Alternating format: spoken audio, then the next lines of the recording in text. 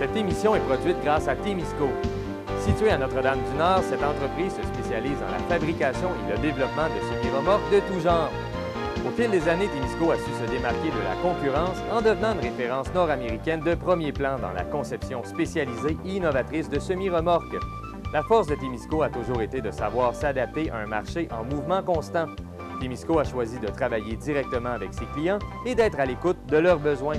Ces dernières réalisations, équipements pour le transport de tours et de pales d'éoliennes, des fardiers conçus pour une charge de 70 tonnes jusqu'à 100 tonnes, des remorques à courroie conçues pour le transport de minerais, pierres, sable, asphalte et autres. Témisco adresse ses remerciements les plus sincères à tous ses collaborateurs. Merci à tous nos employés, merci à tous nos clients, merci à tous nos fournisseurs. Merci à tous ceux et celles qui, de près ou de loin, ont participé au succès de Témisco. Témisco, à la mesure de vos besoins. Cette semaine à InfoTémis, on rencontre les candidats à la préfecture de la MRCT.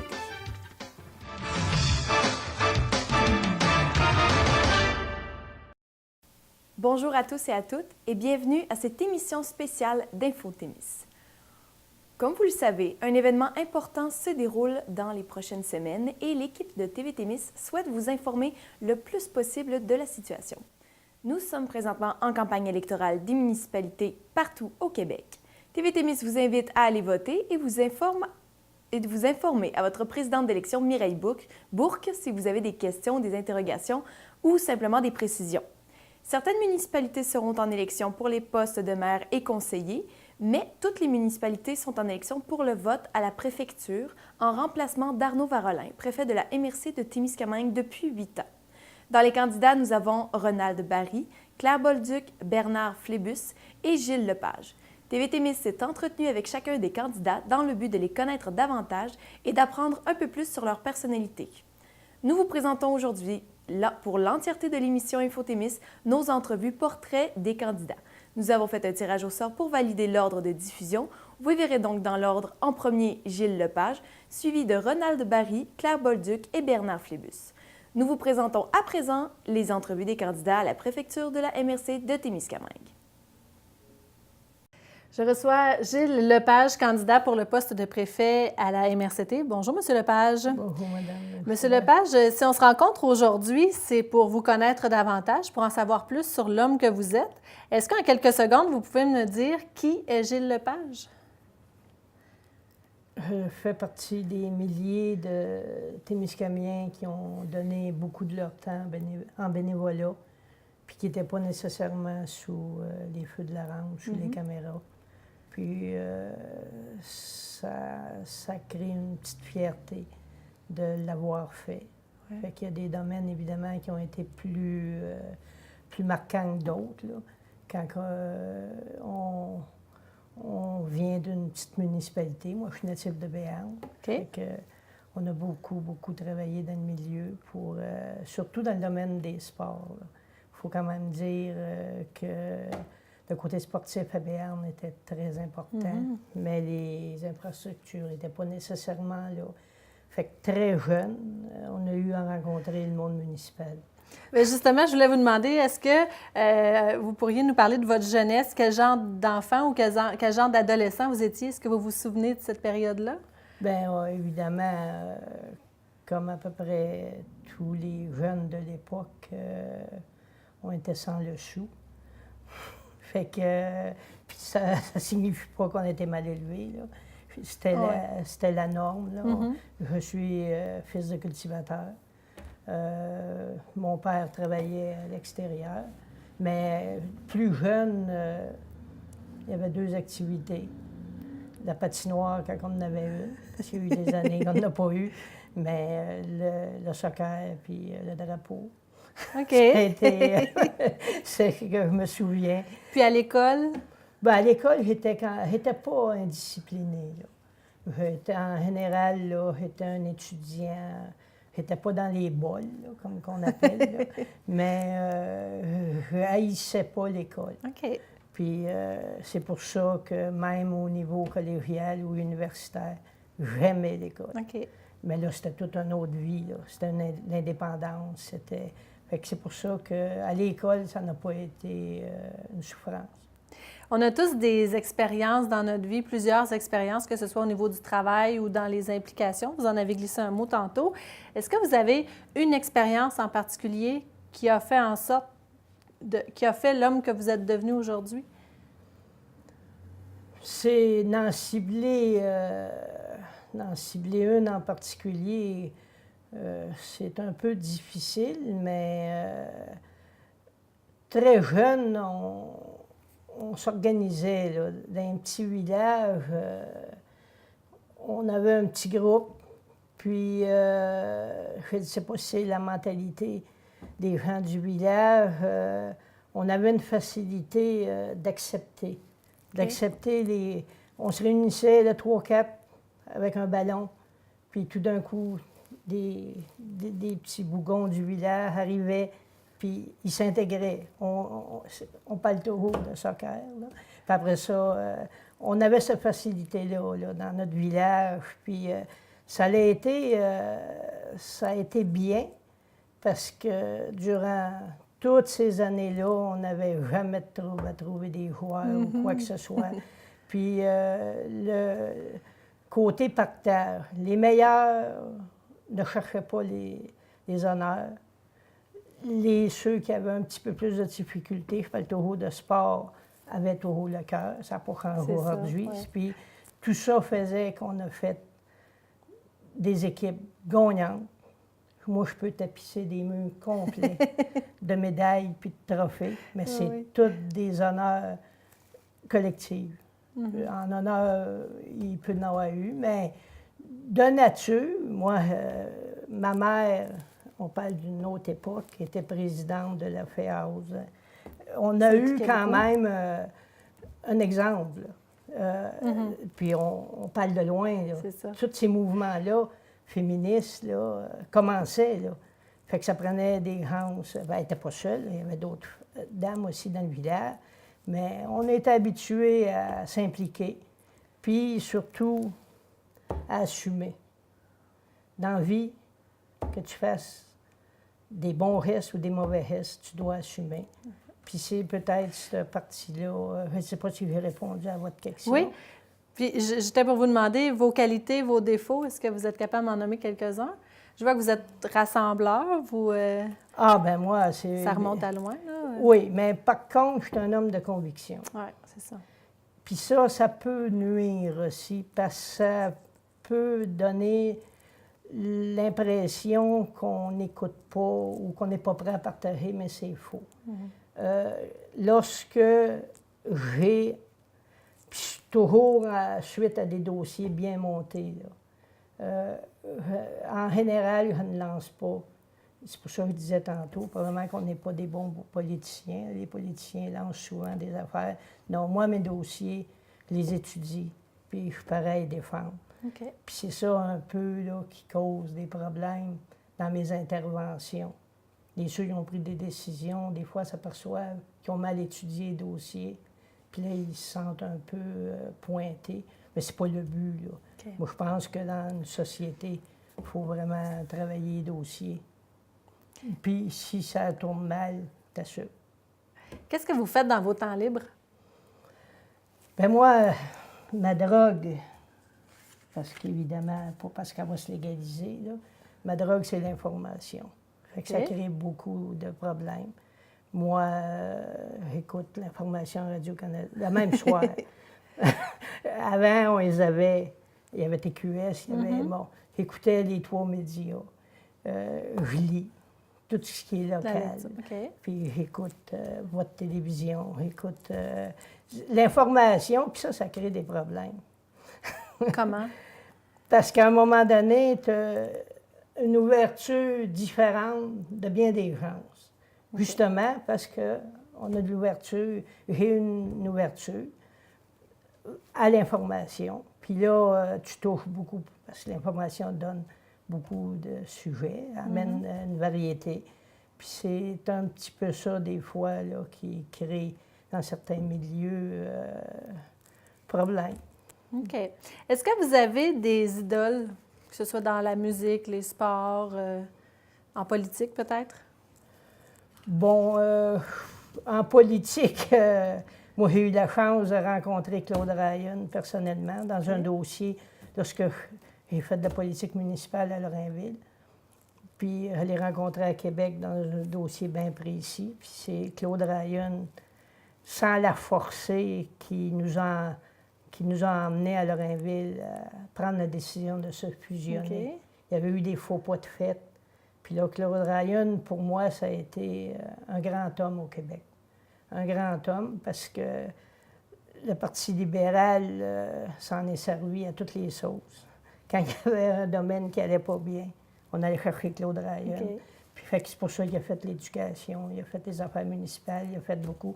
Fait que je pense que, puis surtout avec le calme qui réussissait, parce qu'il a vraiment été bombardé de tous bords, de tous côtés. Puis c'était complètement l'opposé de que je suis.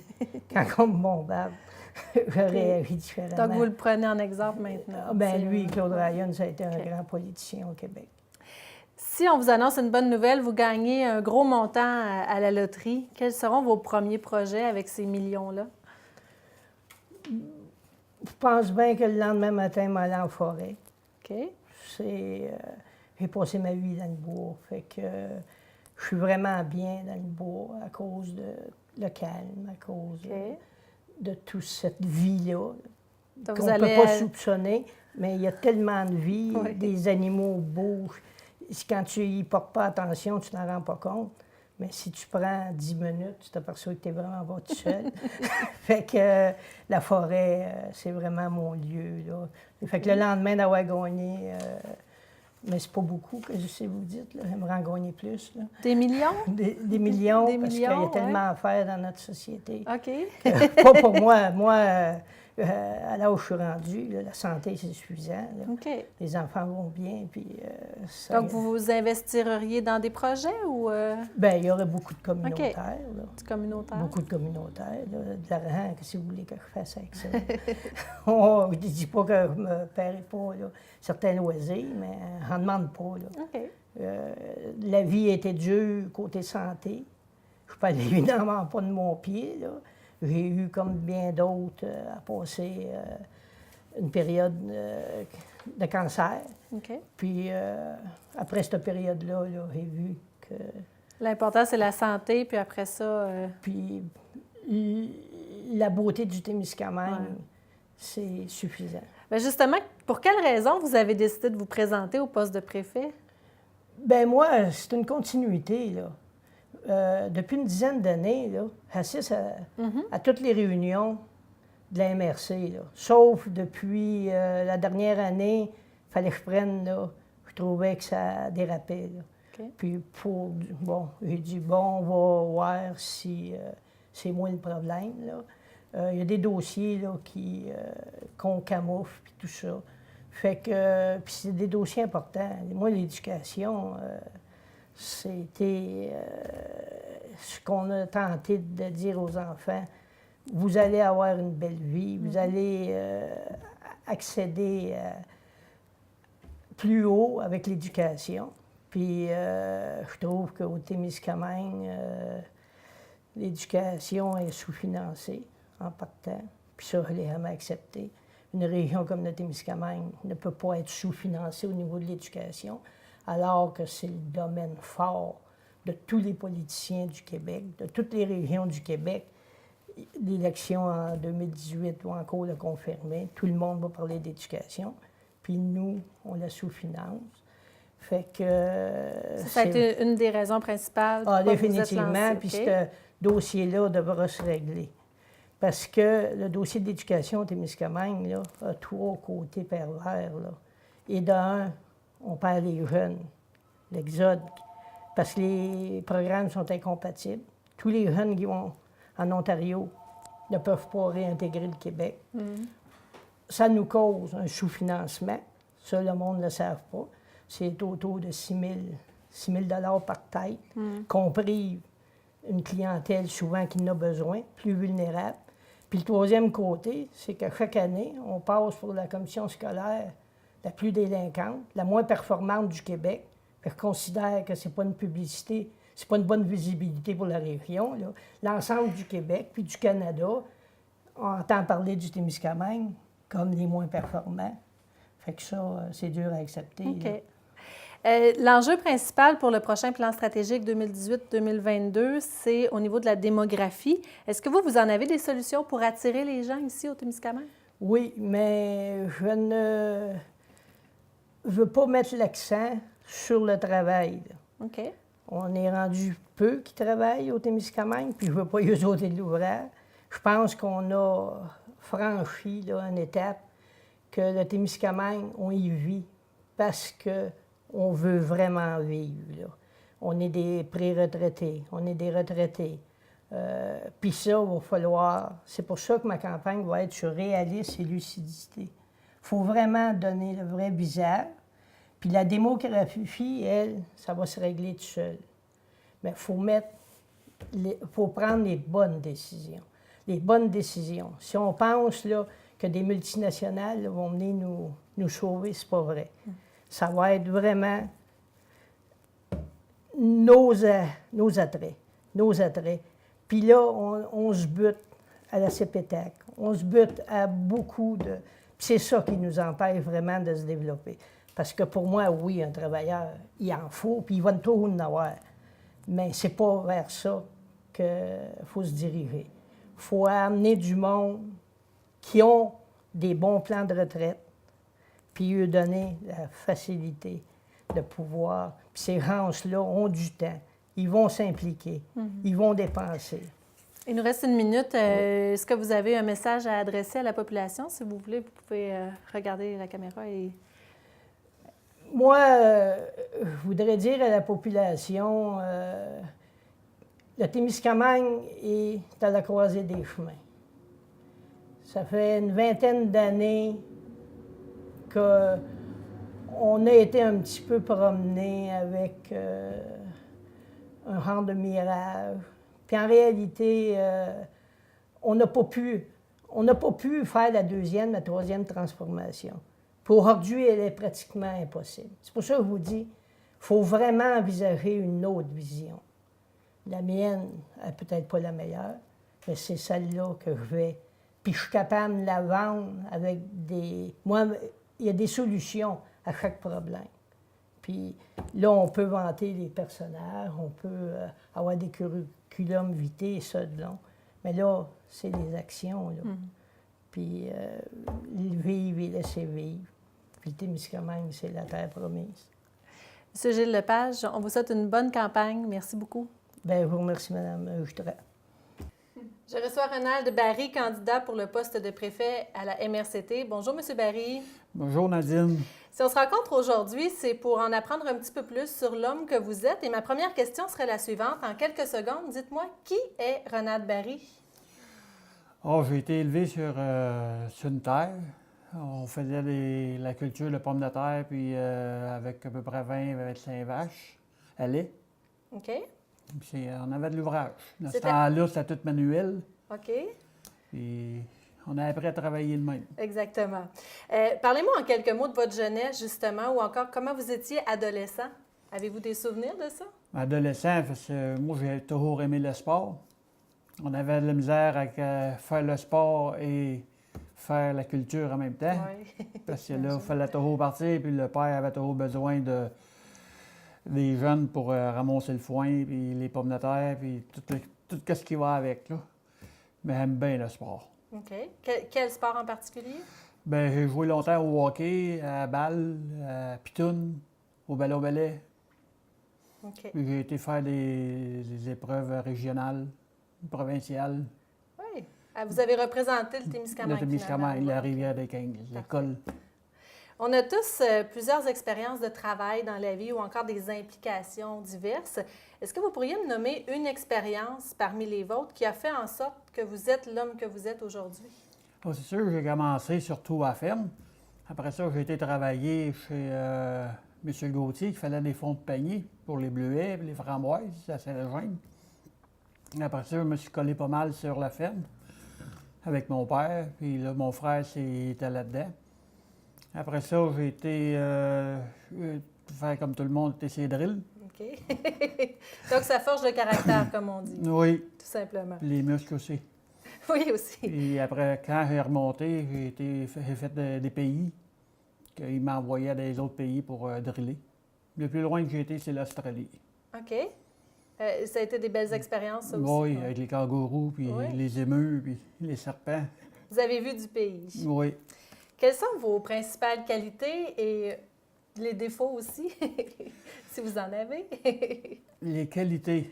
Moi, je dirais que faut toujours être ponctuel, toujours arriver à l'heure.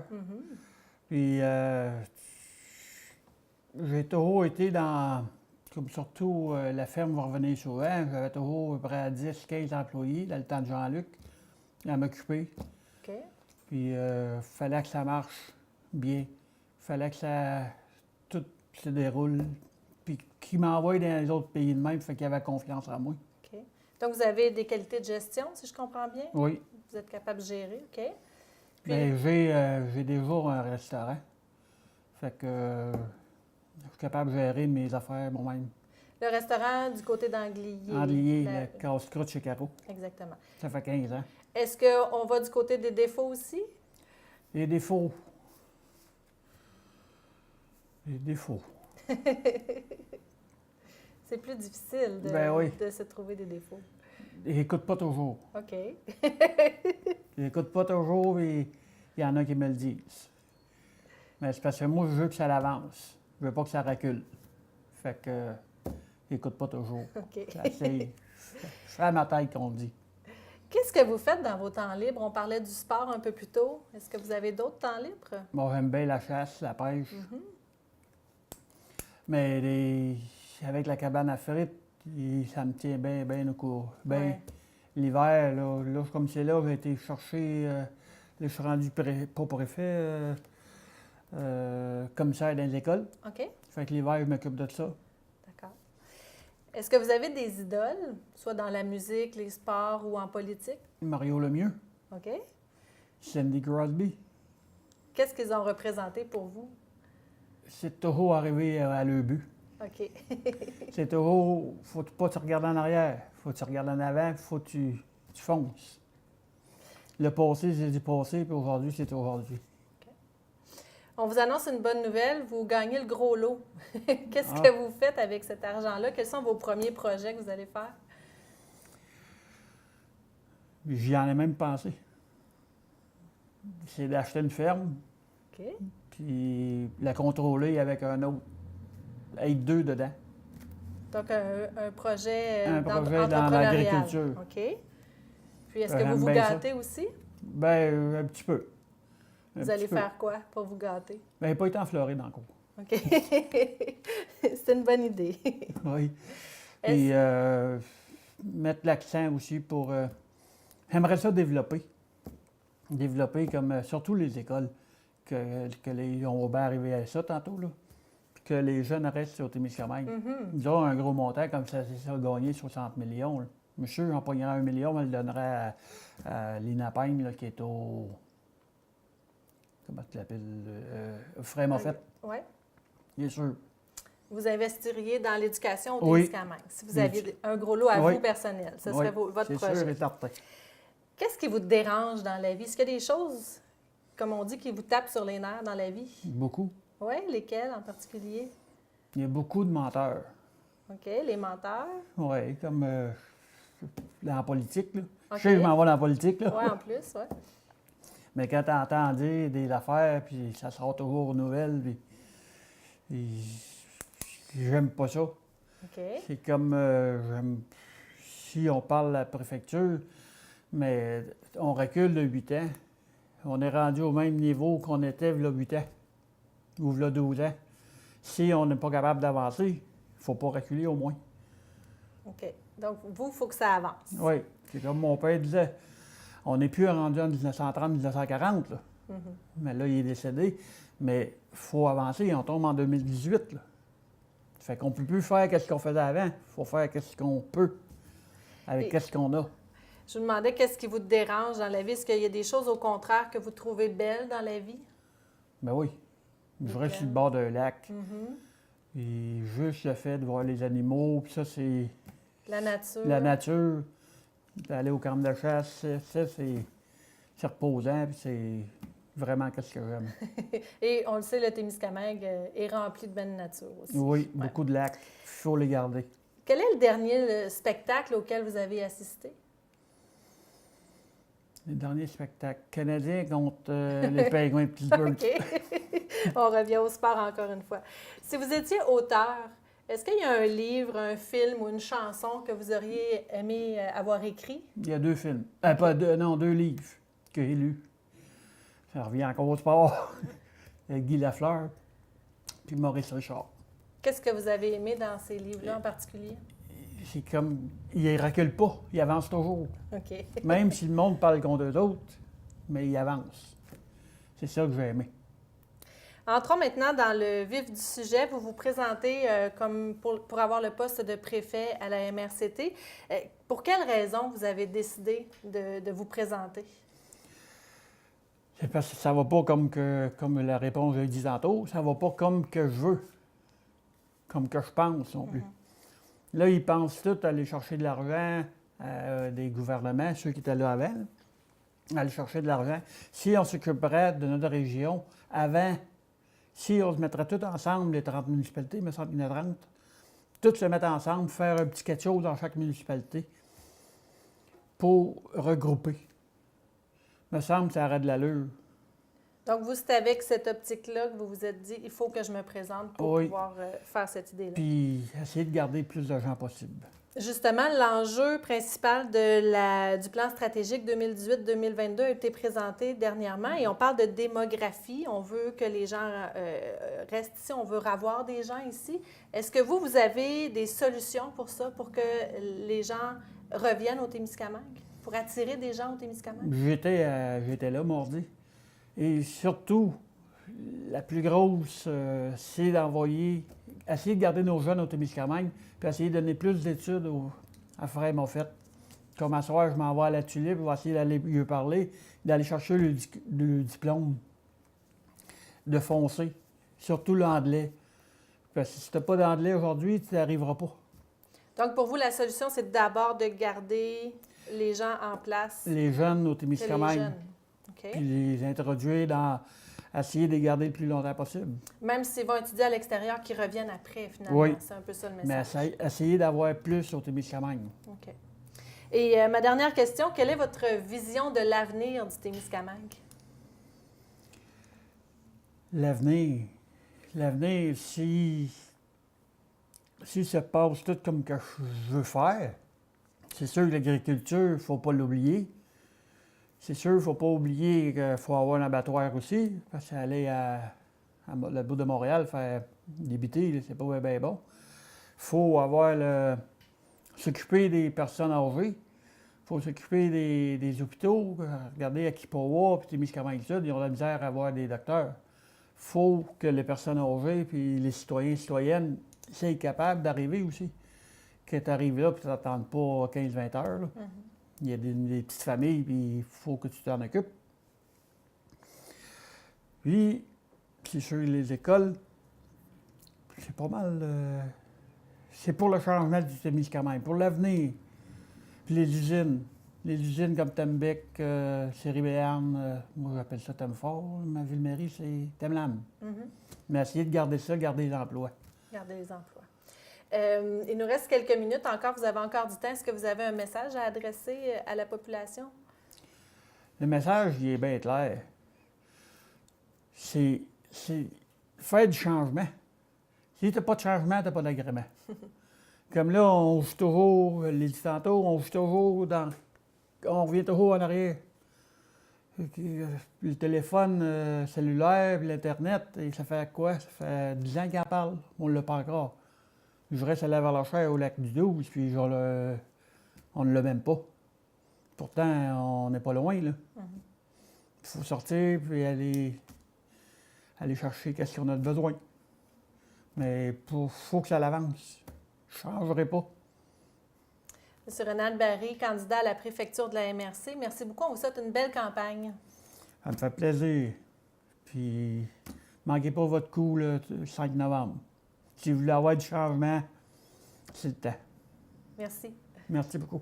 Je reçois Claire Bolduc, candidate pour le poste de préfet à la MRCT. Bonjour, Madame Bolduc. Bonjour, ici le poste de préfète. De préfète, oui, exactement. Si on se rencontre aujourd'hui, Madame Bolduc, c'est pour en apprendre un petit peu plus sur la femme que vous êtes. Et ma première question serait la suivante. En quelques secondes, qui est Claire Bolduc? Claire Bolduc est agronome. J'habite le Témiscamingue depuis 37 ans. On est arrivé ici en 1980. On est arrivé pour 3 ans et on y est toujours. Alors, on a adopté le Témiscamingue autant que le Témiscamingue nous a adoptés. Je suis agronome avec mon conjoint qui est agronome également. On est copropriétaire du vignoble Domaine des Ducs. J'ai 4 enfants et 5 petits-enfants. Quel genre de jeunesse, comment vous étiez quand vous étiez jeune ou adolescente? Est-ce que vous vous souvenez de cette période-là? Oui, j'étais très impliquée. J'étais très participative à toutes sortes d'activités, impliquée aussi dans dans tout ce qui était les manifestations d'intérêt, dans les mouvements. C'était pas des mouvements environnementaux à l'époque, il y avait beaucoup de mouvements étudiants. J'étais aussi impliquée dans les activités sportives, mais les activités d'équipe. Je suis une sportive de groupe, alors je m'impliquais beaucoup là-dedans. Puis j'avais beaucoup de plaisir. Je me souviens, les clubs botaniques, les clubs de... J'avais beaucoup de plaisir à ça. Parce que c'était, en même temps que c'était lié aux intérêts qu'on a, en même temps, c'était la connexion, le travail en partenariat, des projets d'équipe. OK. On a tous et toutes des expériences de travail et des expériences d'implication dans la vie. Est-ce qu'il y en a une en particulier qui a fait ce que vous êtes devenu aujourd'hui? Chacune des expériences que j'ai vécues était très différente. Alors, à chaque fois, tu acquiers, tu développes une partie de tes capacités qui est particulière. Je dirais que l'enseignement, ça a été beaucoup... j'ai été enseignante quand je suis arrivée au Témiscamingue. J'ai été conseillère pédagogique au cégep de l'Abitibi-Témiscamingue jusqu'en 2004. Ça a été beaucoup le milieu de l'enseignement où j'ai mis à contribution vraiment les premières capacités de communication, mais aussi le travail d'équipe. Avec Huguette Provencher, qui était avec moi au cégep à Ville-Marie, on était très actifs pour offrir des activités de formation. De 92 à 2004, au cégep, on offrait plus d'activités que le pavillon de la Sarre, le service aux adultes de Val-d'Or et le service aux adultes d'Amos, les 3 ensemble. Et ça, on faisait vraiment une équipe, là. C'était Huguette qui était branchée sur tout ce qui se passait et sur les besoins des gens. Et moi qui savais de quelle manière on peut répondre à ces besoins-là et où trouver les fonds pour le faire. Ça faisait vraiment une équipe du tonnerre. On faisait plus d'activités que les 3 autres pavillons adultes, sauf Rouen, là. Alors, ça en dit beaucoup. Mais surtout, on le faisait pas parce que on le faisait parce que ça rendait service. Moi, j'ai eu l'occasion de rencontrer, je les rencontre encore, des gens qui ont fait les formations au pavillon, qui ont recréé des repères, des ancrages, qui sont toujours sur le marché du travail. Quand tu vois l'impact que ça a eu, résultats. Pour moi, ça, c'est un passage professionnel qui a été important. L'autre, c'est l'Ordre des agronomes, l'implication de l'Ordre des agronomes.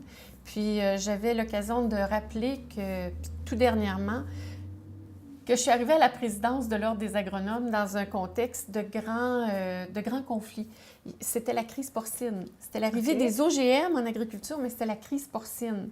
Et d'un côté, tu avais le milieu municipal et les environnementalistes et les citoyens qui disaient « ça va faire arrêter de nous polluer ». De l'autre côté, tu avais les agriculteurs qui disaient « écoutez, on est chez nous, c'est notre parc industriel, laissez-nous, on a le droit de produire ». Alors, il fallait ramener ces gens-là à des positions concertées. Et c'est l'Ordre des agronomes qui a joué le rôle de catalyseur de cette concertation-là. Si on ne s'était pas mêlé de la discussion, si on ne s'était pas impliqué dans la recherche de solutions, ça aurait été beaucoup plus difficile. On aurait vu pas mal plus souvent les cochons sur la vigne. Mais l'implication de l'Ordre des agronomes a permis de dénouer l'impasse, de faire s'asseoir les gens ensemble, de trouver des façons de travailler, d'écrire une réglementation environnementale, de trouver des procédés, des manières de travailler pour que ça convienne au milieu municipal, que ça corresponde aux attentes des citoyens, des citoyennes, que ça corresponde aussi aux attentes des environnementalistes et que ça corresponde aux besoins et au travail des agriculteurs. Il fallait vraiment dénouer une impasse majeure. Et ça, c'est l'agronome en moi appelait de ces solutions, de toutes ces voies. Mais c'est mettre, et c'est ça, asseoir les gens ensemble. C'est un autre aspect. Le passage à Solidarité rurale, c'est complètement autre chose. C'est mobiliser, développer, analyser, structurer, proposer. On est dans... Alors, c'est un autre aspect de la compétence professionnelle qu'on développe. Solidarité rurale, c'est le droit à la différence des communautés rurales, leur droit à la prospérité, il y a même ces différences-là. Solidarité rurale, c'est aussi la possibilité de creuser des options pour le monde rural, de savoir qu'on peut faire autrement. On peut enseigner, on peut développer une école, on peut offrir des soins de santé autrement, de savoir aussi qu'on peut développer économiquement parlant d'autres manières les territoires qu'on habite. Alors, c'est tout ça, l'expérience. Et on le voit, c'est très diversifié, c'est très varié. Mais à toutes les fois, il y a une ligne conductrice, c'est la concertation. La capacité de ralliement, la concertation. Pour moi, c'est majeur. Je voulais vous demander vos principales qualités et vos défauts. Donc, la concertation, j'imagine, c'est une qualité, être capable de rallier les gens ensemble. Cette attitude-là, oui, d'être capable d'écouter. Et ça a l'air drôle de le dire parce que je parle beaucoup, mais être capable d'écouter, ça veut dire entendre. Ce que les gens disent, c'est tu entends les mots et tu comprends le message qu'ils te livrent. Parce que des fois, c'est au-delà des mots, c'est des enjeux, c'est des défis. Donc, écouter, entendre, comprendre et réfléchir à l'action qui est requise. Quand ce que tu entends, ce que tu comprends, appelle une action, facilite la concertation. C'est aussi la capacité de vision.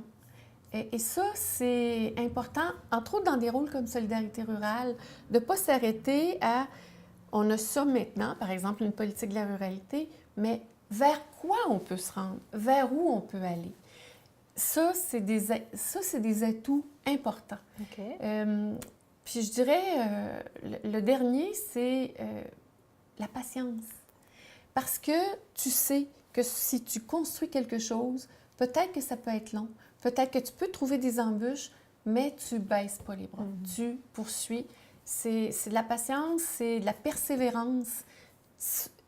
Quand on est dans la construction de société, il faut être capable de... Puis des fois, de prendre un recul, d'arrêter de prendre un recul. C'est pas parce que tu l'as décidé que c'est instantanément réalisé. Et c'est pas parce que tu l'as décidé que c'est instantanément accepté. Alors, c'est ça. Est-ce qu'il y a des défauts aussi ou on n'aborde pas ce côté-là? On peut les aborder. On peut les aborder. Je pense que je peux être très mordante. Je peux être très mordante si je suis patiente longtemps. Mais quand c'est fini, je peux être très mordante. Et à ce moment-là, le terme est cru, le terme est clair, mais ça va prendre longtemps avant que je perde patience. Quand ça arrive, je peux être très mordante. Qu'est-ce que Claire Bolduc fait dans ses temps libres? Elle lit beaucoup. Elle lit beaucoup. Elle fait de la musique aussi. Mais, quel instrument? Piano. Piano. Puis, et ça, c'est là où j'ai appris la persévérance. Moi, j'ai pas de doigt à la main gauche. Et quand j'ai dit à ma mère, à mes parents, je vais apprendre le piano, mes parents ont dit, ben oui, essaie. Ils n'ont jamais dit, tu peux pas. C'est ça. Ils n'ont jamais dit, que ça va être difficile. Ben, ils ont dit, ben oui, essaie. J'ai essayé. Et ça fonctionne. Ça fonctionne, oui. C'est un bonheur pour moi. Mais c'est quelque chose qui demande de la patience et de la pratique, et de la constance et de la persévérance. Alors, voilà. Est-ce que vous avez des idoles, que ce soit dans la musique, les sports, la politique? J'avais un excellent ami, un mentor, M. Jean-Paul Lallier, qui a été maire de Québec, qui a été ministre du Travail et ministre de la Culture sous Robert Bourassa. Jean-Paul Lallier, c'était quelqu'un, il m'a toujours vouvoyé. Et Jean-Paul Lallier, c'était quelqu'un qui réfléchissait au bien-être des gens et qui prenait le temps. Et quand je parlais avec lui, il me faisait toujours réfléchir, revenez en arrière. Monsieur Lallier me vouvoyait toujours, d'ailleurs, je le vouvoyais également. Jean-Paul Lallier disait toujours, revenez en arrière. Qu'est-ce que vous venez de dire? Il forçait la réflexion au-delà des éléments, puis on en mettait beaucoup, des éléments de réflexion, mais il forçait une étape de plus dans la réflexion. J'ai toujours apprécié ces échanges-là. Dans les personnalités politiques, c'est François Gendron est également un mentor, quelqu'un qui reste pendant plus de 40 ans au service des citoyens. On ne peut pas ne pas saluer son engagement. Et dans les sportifs, il y a ma fille, Catherine, qui a été membre de l'équipe canadienne de vélo, qui est une athlète qui est arrivée dans ça justement en se disant je sais, puis qui réussissait très bien. Mais les enfants sont de bons enseignants en fait, c'est un miroir de ce que tu leur as laissé. Ils sont persévérants, alors c'est un bon miroir aussi des valeurs que tu as transmises. Je suis contente de voir où ils sont. Pour quelle raison est-ce que vous avez décidé de vous présenter au poste de préfète? C'est ce que La réflexion s'est faite. J'ai un passage d'écoute, j'ai un passage de concertation, mais l'activité « Faut qu'on se parle », ça a été extraordinaire. Une expérience remarquable. Partout, on l'avait fait. Les tournées avec Solidarité rurale, il y en a eu plusieurs. Mais « Faut qu'on se parle », on était en construction d'une réflexion de société. Et la première chose qu'on remarquait quand on arrivait dans les discussions, c'est les gens ne sont pas négatifs, malgré qu'ils constatent les problèmes en santé, en éducation, en développement local, en appui aux régions. Les gens n'étaient pas négatifs. Ils arrivaient en mode « je construis une société ». Ça donne... Et puis, c'est remarquable, là, c'est partout. Les gens n'étaient pas en colère, ils n'arrivaient pas en chiolant, ils arrivaient avec des idées, ils arrivaient en mode construction.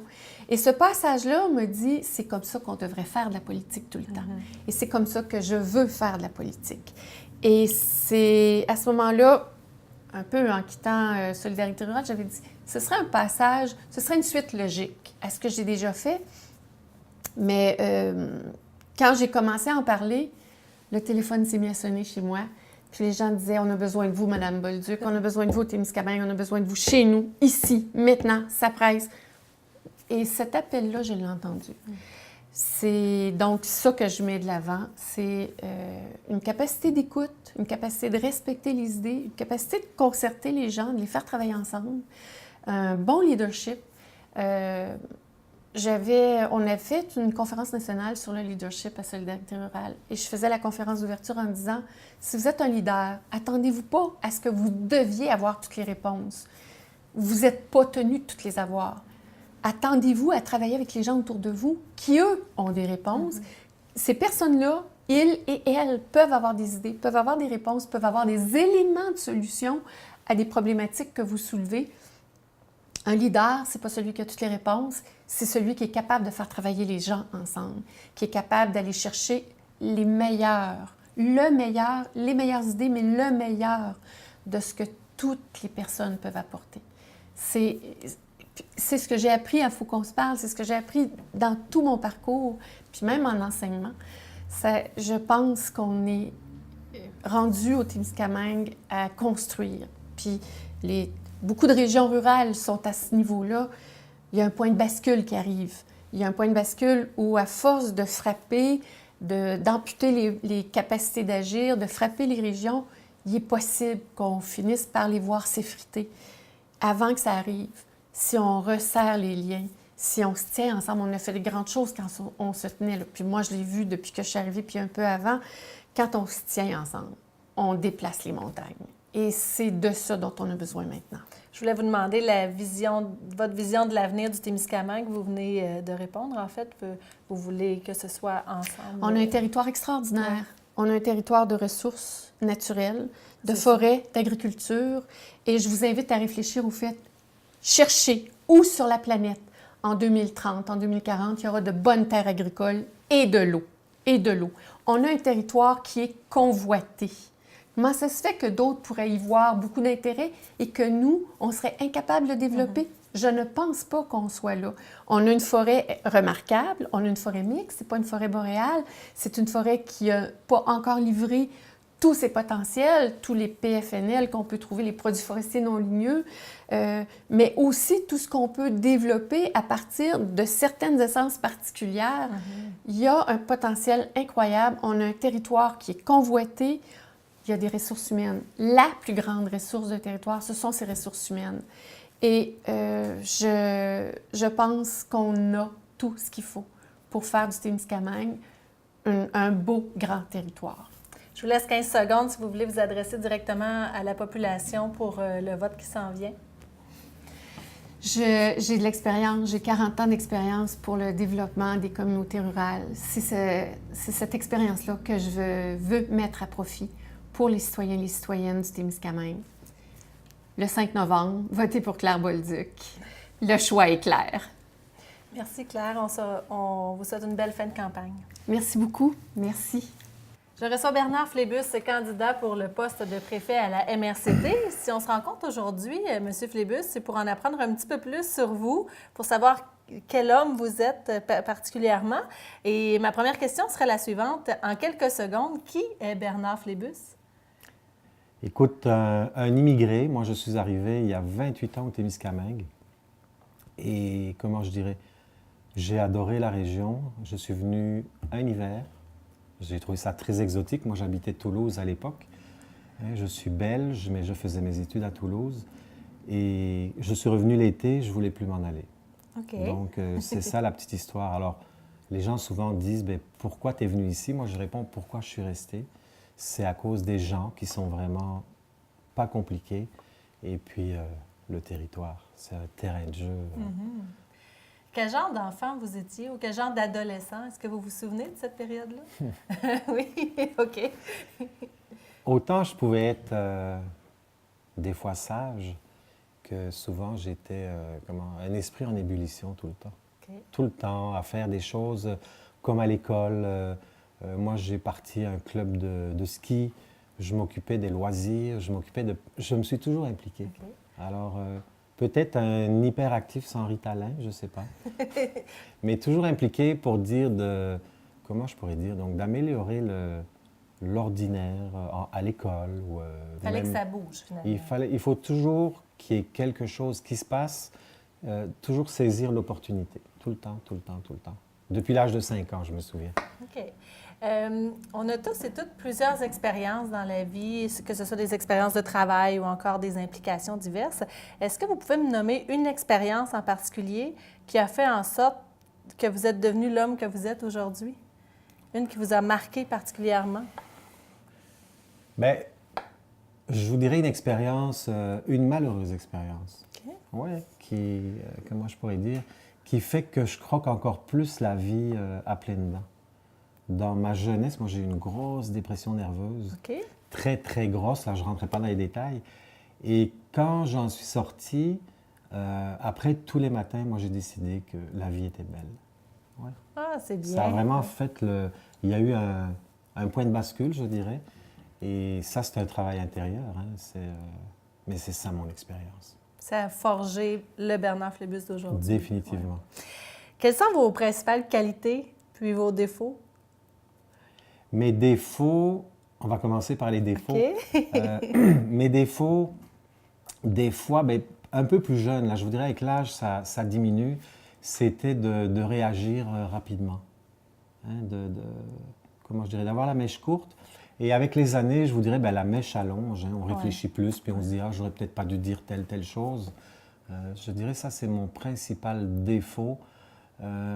Sinon, mes qualités, je suis honnête, généreux et visionnaire. Okay. Ça, c'est vraiment les trois là que... C'est mon petit bagage et le matin, là, quand je me lève de bonne humeur, je les place là un peu comme on peut placer ses crayons ou ses outils, puis je dis les trois là, je travaille les trois. Qu'est-ce que vous faites dans vos temps libres? Plein de choses. Moi, j'aime la culture, je mange beaucoup de culture. Je fais un truc un peu inusité, là, depuis quelques années. Je ramasse des os dans la nature, des crânes. Des ossements, OK. Des os, là, ouais. des têtes d'orignal, d'ours, de tout ce que vous voulez. OK. Et je fais des lampes. Des lampes? Oui, ça, c'est un passe-temps. Quand je fais ça, là, Ça me permet, Ça là, libère après une l'esprit. grosse journée, de me libérer. Ou ce que j'aime beaucoup, et en toute saison, c'est aller dans le bois. Que ce soit pour les champignons, de la raquette. Être dans le bois, là, c'est comme... ça, c'est le plein d'oxygène. Ça, c'est un passe-temps que j'aime beaucoup. Profiter de la nature. Définitivement. Est-ce que vous avez des idoles, que ce soit dans la musique, les sports ou en politique?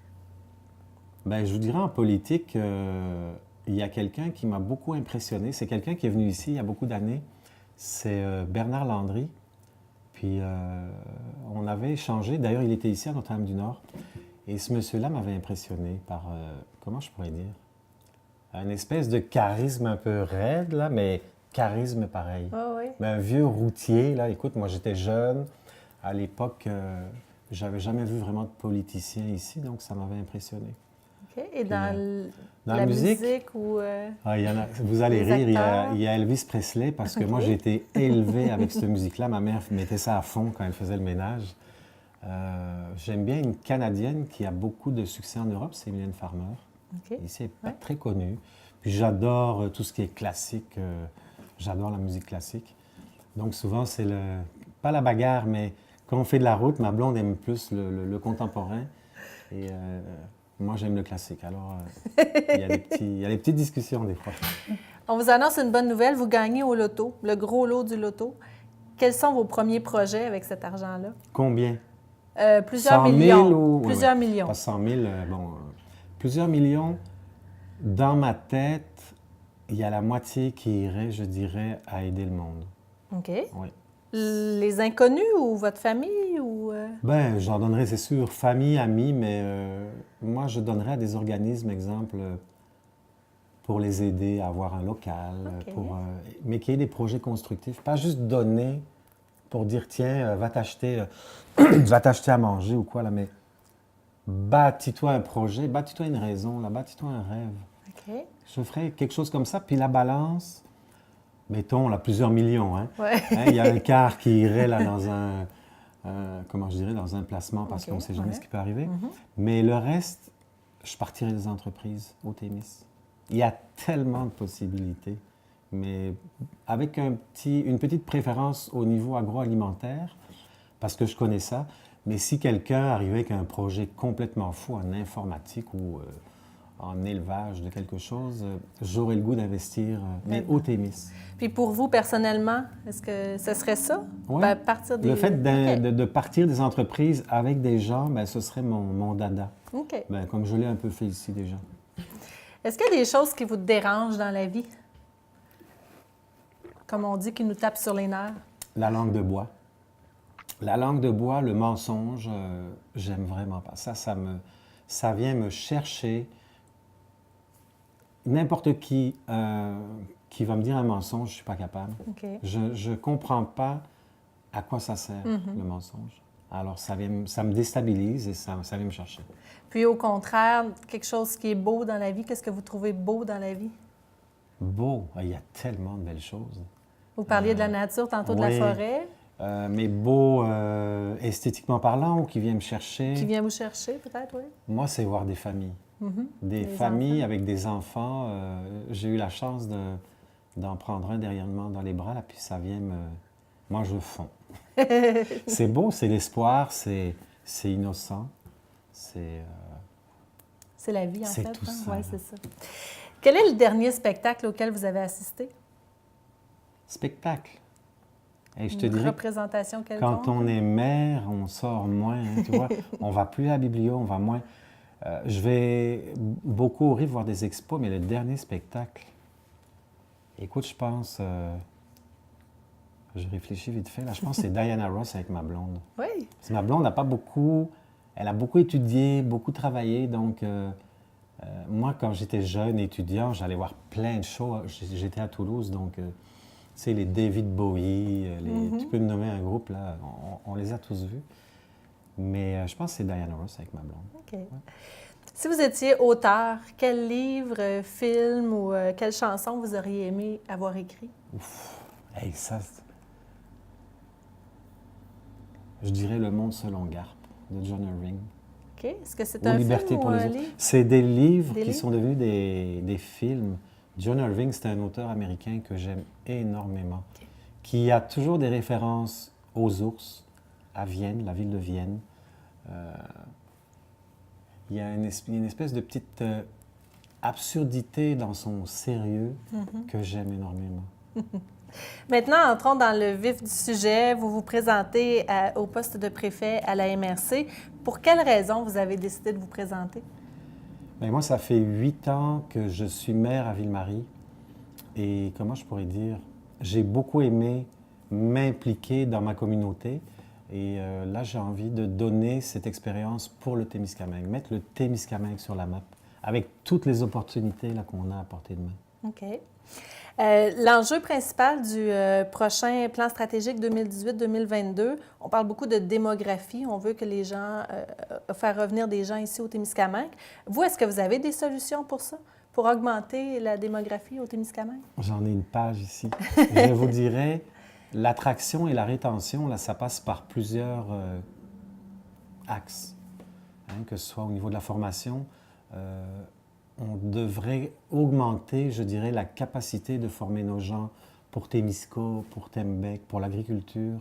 Donc, le défi, c'est que nos écoles soient capables d'aller chercher des compétences. Ça, c'est un point. Un point qui est vraiment crucial et qui nous saute tellement aux yeux ici, excusez-moi, c'est qu'on devrait se vendre mieux et plus. Je m'explique. On a des maisons pas chères au Témis. On a des emplois dans tous les domaines, dans la transformation, dans l'industrie, dans les services, dans la médecine, des terres pas chères, tout. Faites le tour du Témiscamingue et regardez-le sous un angle, comment je dirais, sous l'autre angle. Souvent, les Témiscamingiens vont dire on n'est pas nombreux, nos écoles ferment, nos villages se vident. Regardez-le avec un œil, je dirais, constructif, c'est un village qui est vide, il y a de la place, donc les maisons ne sont pas chères, il faut emmener des jeunes familles. Vous voyez, il y a deux angles, hein, toujours, il y a, ou comment on pourrait dire, le verre à moitié vide, à moitié plein, là. Moi, je le vois toujours à moitié plein. Donc, l'attraction et la rétention, aller chercher des gens, c'est vendre notre Témis. La rétention, le défi qu'on a, notre population vieillit, et ce que je vois beaucoup, pour avoir fait des fois des campagnes en Abitibi, vous allez, exemple, au centre Le Bleu ou le Patrimoine, on voit plein de gens du Témis. Ils ne sont pas en visite, ils habitent là. Donc, le défi, je dirais, pour garder nos aînés ici, ce serait de leur construire des bâtiments. Vous savez, les gens qui ont un grand jardin, une grosse maison, ils veulent faire une transition et bien souvent, il n'y a pas la possibilité de la faire au Témiscamingue. Donc, ces gens-là s'en vont, leurs enfants viennent les visiter ailleurs, exemple à Rouyn-Noranda. Donc, là aussi, il y a un effort à faire au niveau de l'attraction. OK. Et quelle est votre vision de l'avenir du Témiscamingue? Écoutez, moi, je le vois beau. Hein, il y a 28 ans que j'habite ici. Je le vois beau parce que, d'abord, il est tout jeune. On a 19 000 km². On a des forêts, on a des lacs, on a des sites patrimoniaux, on a des sites touristiques. On a la chance d'avoir des Premières Nations qui sont implantées ici à différents endroits du territoire. Donc, une belle opportunité d'échanger avec eux nos cultures, nos manières de faire, puis peut-être par après travailler ensemble. Donc, moi, je vois vraiment le Témiscamingue comme une terre d'avenir et d'opportunités. Regardez, on parle actuellement à la MRC, on parle de projets de développement hydroélectrique avec les communautés. Hein, le gouvernement Couillard a dit qu'il ne veut pas de projet privé. Il veut vraiment y aller avec des communautés ensemble. On a tout ce qu'il faut, on a l'eau, les Premières Nations, on est là, on veut travailler. Donc, allons de l'avant. Il nous reste quelques minutes encore. Si vous voulez vous adresser à la caméra, à la population, si vous avez un message à dire aux téléspectateurs. Écoutez, moi, je suis prêt à mettre ma tête sur la bûche pour le Témiscamingue. Je suis un passionné. J'ai de l'expérience, j'ai été impliqué dans plein de domaines. Et quand je dis plein, là, je peux vous dire que ce soit de la culture, dans l'entrepreneuriat, dans les événements, depuis peu dans la santé, par la force des choses. Je pense vraiment que je suis le candidat idéal. Donc, le 5 novembre, si vous voulez qu'on avance, que le Témiscamingue soit prospère, faites-moi confiance, on peut y arriver. M. Bernard Flébus, merci beaucoup. On vous souhaite une bonne campagne. Merci. Voilà ce qui complète cette émission spéciale Portrait des candidats à la préfecture de la MRCT. Nous vous invitons à vous tenir au courant des avancées sur les élections, mais aussi à visionner le Télémag cette semaine qui présente le débat des candidats sur les idées politiques ainsi que leurs nombreux projets pour améliorer le sort du Témiscamingue. Ne manquez pas non plus vos émissions quotidiennes telles que 100% Témis, La Foire gourmande et le Bingo de TV Témis tous les mercredis. Je vous remercie d'avoir été des nôtres pour cette émission spéciale et je vous retrouve la semaine prochaine. Merci beaucoup.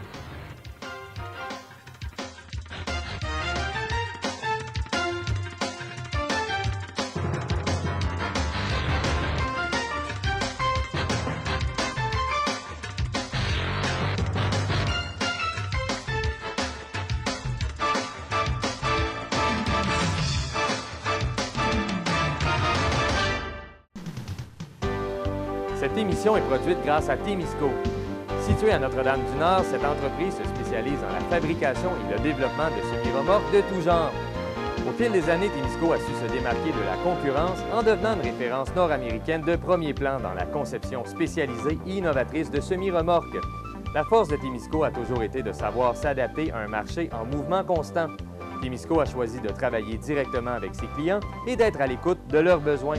Ces dernières réalisations, équipements pour le transport de tours et de pales d'éoliennes, des fardiers conçus pour une charge de 70 tonnes jusqu'à 100 tonnes, des remorques à courroie conçues pour le transport de minerais, pierres, sable, asphalte et autres.